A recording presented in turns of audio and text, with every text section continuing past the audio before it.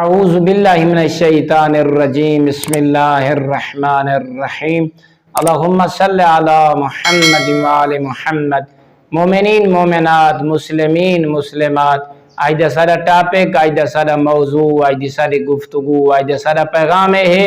کہ اگر اللہ رب العزت تو آسا تمام مومنین کو اور بندہ حقیر کو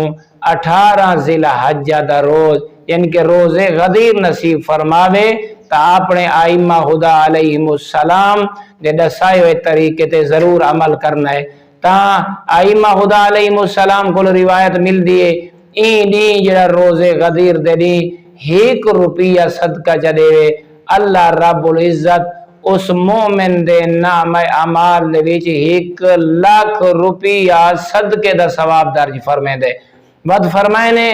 جیڑا 18 ذی الحجہ دے روز غدیر دے روز اگر کوئی اپنے گھر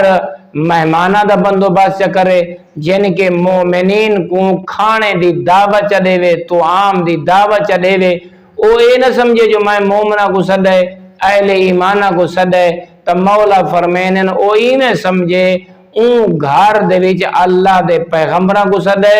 اور تمام مومنین کو صدے انہاں دی مانے تو کو ثواب مل سی۔ او اے نہ سمجھے صرف مومن آئے بیٹھن، او اے سمجھے آج میرے گھر دے وچ